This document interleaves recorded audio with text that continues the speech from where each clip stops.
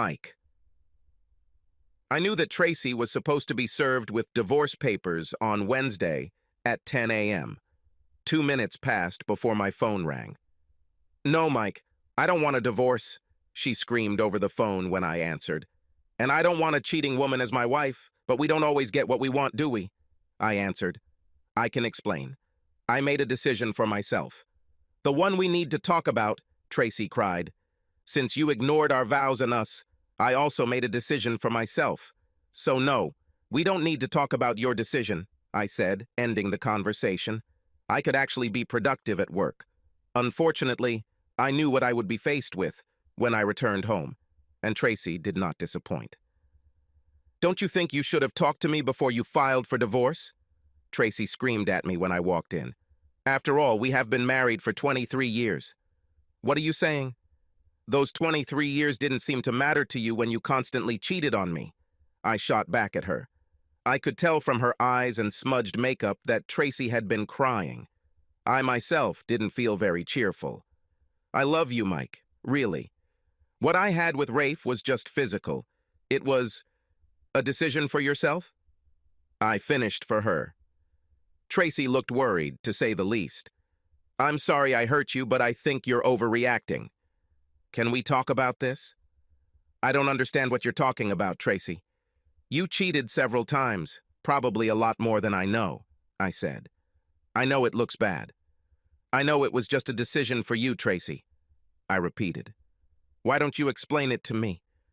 I thought it was obvious that I was being sarcastic, but Tracy seemed encouraged by my reaction and actually smiled at me. "I can't explain it, but it's like we have some kind of special physical connection. The best sex you've ever had." I heard. Her eyes became as big as saucers, and for the first time she looked scared. "You heard?" she asked with tears and fear at the same time. "Do you want me to replay this for you?" "I was at home last week. You two were so busy that you didn't hear me. I won't be able to fix this mistake." At least she had the prudence to lower her eyes in shame. "It was purely physical, Mike. I love you. I can't express to you how much I love you. Can't we at least try to consult? I know I hurt you, but I know you still love me." She was right about the last one, and it hurt the most. I still loved her, although not as much as 2 weeks ago. 25 years of loving someone don't just pass away in an instant. Tracy. Even though I knew what I was doing was risky, I was still shocked when I was served with divorce papers at my office on Wednesday afternoon. I had no idea that Mike knew about my affair. Hell, not only did he know, but apparently he caught Rafe and I in bed one time and he had the video. Even worse, he heard me tell Rafe that he was the best I'd ever had. Shit. I knew that I would never be able to satisfactorily explain to my husband the connection that Rafe and I shared. But I knew that Mike's love for me would win out in the end. I'd start by trying to get Mike to agree to me, keeping Rafe as an outside lover, and go back to staying married as a last resort. I suggested seeing a psychologist. He agreed. Our first meeting with the consultant did not go well for me. The consultant was a woman, but like Mike, she couldn't understand that I simply couldn't ignore my attraction to Rafe. I guess I expected her to show more understanding, maybe be on my side. "So, your vows meant nothing to you, Mrs. McGowan?" she asked after I finished telling my story. "No, they mean everything to me, but this is different," I explained. "This is unlike anything I've ever experienced before. You are a woman. You've felt aroused before." "Well, it's like that, only much stronger, like I've been drugged," I said. I could see from her face that she didn't believe me. Mikey just looked stunned. Men are often accused of thinking with their little brains, but women are guilty of it too, if today's divorce statistics are any indication, the consultant said calmly. "Yes, lightning strike is a real thing, but most people understand that they have a choice to ignore it. You have decided to give in to your base desires." I couldn't believe that this woman was essentially telling me that I had no self-control. It was tantamount to calling me a slut. She then asked me a question that probably sealed the divorce deal. "If Mike could forgive you and take you back, do you think you would be able to resist your physical desires and remain faithful to your husband?" Damn it! I thought this woman would be on my side. I just sat there, afraid to even answer that question. Mike would know better than a lie detector that I was lying. I love you, Mike. Please could you work with me on this? I don't love it, but I have to have it. This is the best sex of my life. Don't ask me to give this up. I cried a lot when I finished speaking. I glanced quickly at Mike, expecting to see a sign that his resolve was weakening. In the end, he admitted that he still loved me. I saw dead eyes. I'm sorry, Tracy. I really love you, but I won't give you the right to cheat on me, and I can't forgive what you've already done. I'm sorry I wasn't man enough for you. You are more than enough man for me, Mike. I love you, I said. I do not love him. I'll give it up if that's what keeps us together. Please don't give up on us. I didn't do this. You abandoned us the first time you had sex with him, he blurted back. Don't blame it on me. I just never know how selfish you are. In the end, it's all about you. And you just don't love me as much as I love you. 2 weeks after I last saw the consultant, I was in my bedroom with Rafiomg.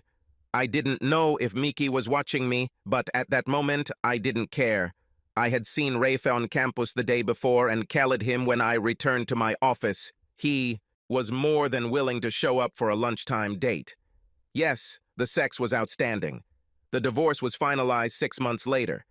During this time, Rafe and I had sex dozens of times. The sex has always been fantastic. He was my kryptonite. I loved Mike, but I lusted after Rafe.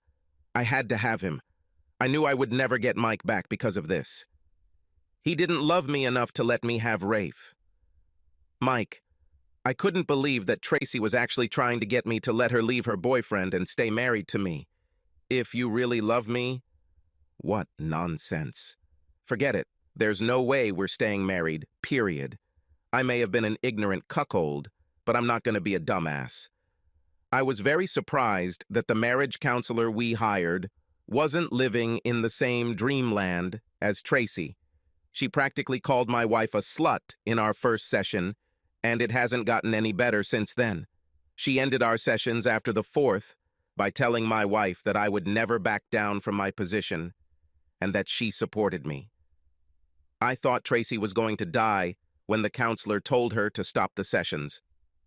I don't know if Tracy asked my daughters to try to stand up for her, but they both tried very hard. You're destroying the family, Dad. My youngest cried when I told her about this. No, baby, I'm not destroying the family. Your mother did it. I'm just making it legal. She twisted her face and furrowed her brows. I could tell she was thinking hard. You're probably right, Daddy, she finally said. Rafe. I didn't really want to ruin Tracy's marriage, but I saw it more as her husband's problem. I knew she really loved this guy, but we had an amazing physical connection and the sex was almost otherworldly. If she wanted to have me, hell yes, I was going to give it to her. I suppose I couldn't blame him for not wanting to be cuckolded, but again, that's between him and Tracy. My job is not to wonder why. Tracy stayed away from me for 2 weeks after Mike filed for divorce. When he didn't relent and take her back, we resumed our romance. In fact, things actually got better because when Mike got out of the way, I got all her physical attention. I have to say that sex with Tracy was the best sex I've ever had. Even though Tracy was great in bed, I never thought we'd last very long. At 45, she was not fit for marriage. I knew I wanted to have my own children, and she already had 2 grown children. Besides, if she could do what she did to the person she said she loved more than anything in the world, what could I expect? I continued to look for Miss Cersei, although I did not talk to Tracy about it. She already had enough on her plate after losing Mike. That all changed when I found Lucy Ralston about a year after Tracy's divorce. She was 24 years old, had short brown hair, a lithe dancer's body, and we hit it off from the start. I didn't tell Tracy about Lucy at first, but I finally confessed after about 2 months. I knew I had hurt Tracy's feelings, but it didn't seem like Tracy really loved me. She and I were absolutely connected physically, but emotionally we were just good friends. When Lucy and I decided to be exclusive, I had to tell Tracy that it was over between us. But I abandoned my husband for you, Tracy cried when I told her. No, that's not true. You left your husband to have sex with me? We never existed. It was all about fantastic sex. And it was your choice, but it's not my choice. My choice is to have a wife and family, I said. Tracy. I was devastated when Rafe told me he was going to be exclusive with Lucy and wouldn't have sex with me anymore. But I abandoned my husband for you. I cried when he told me. Rafe gave me a look that I could only interpret as pity.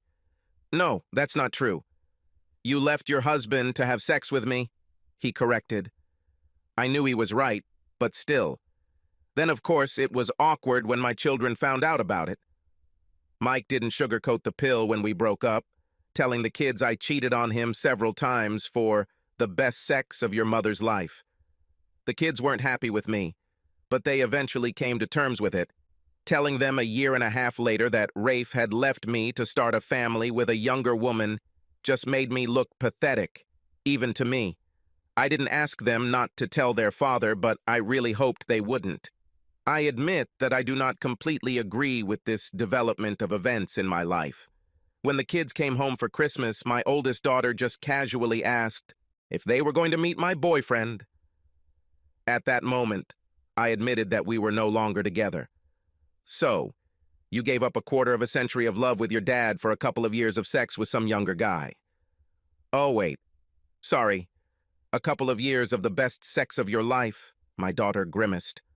I couldn't say much. I lowered my eyes to the floor. Losing Rafe still didn't affect me as much as losing Mike. I mean, Rafe was an amazing sex partner, but Mike was my soulmate, my everything.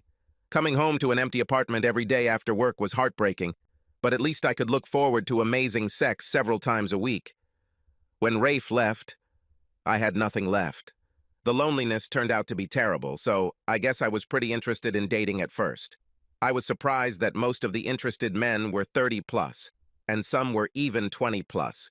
Maybe this old woman didn't look so bad for being 47 years old. I enjoyed the company of several men, although none of them even came close to the quality of my ex. Maybe it's because I haven't dated in so long, but I've definitely noticed that men's expectations have changed over the past quarter century, especially among younger guys.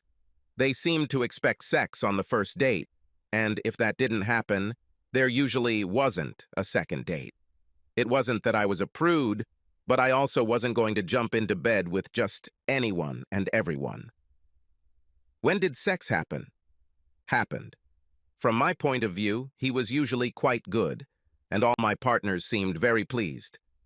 The younger guys in particular seemed to really like my big tits, while the older guys seemed to enjoy oral sex more. Most of the sex was just sex, though. I guess I haven't dated anyone long enough to make real love. I really missed making love. When talking to the children, I tried to discreetly ask about Mike. I didn't think he was dating at all, which meant I still had a chance to get him back. I knew the odds weren't very good, but why wouldn't he date me if he was going to date other divorced women?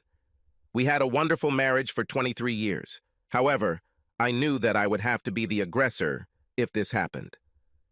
Mike, maybe you'd like to have coffee with me sometime, I said after he answered my call a few months later. I know I hurt you with what I did, and I'm sorry about it, but I really wish we could be friends, the kind that sit and drink coffee together and maybe even eat food together sometimes. I really miss sitting with you and chatting. Sure, Tracy. I think we could do that, he answered cautiously. I really miss your company, and I think I'm in a much better place now than I was. We set up our coffee date for next Saturday. Mike. I have to admit that Tracy looked fantastic when she walked into the Starbucks where we agreed to meet. I haven't seen her for 2 years, and time hasn't harmed her at all. She didn't look any older, and her weight was probably the same as the last time I saw her.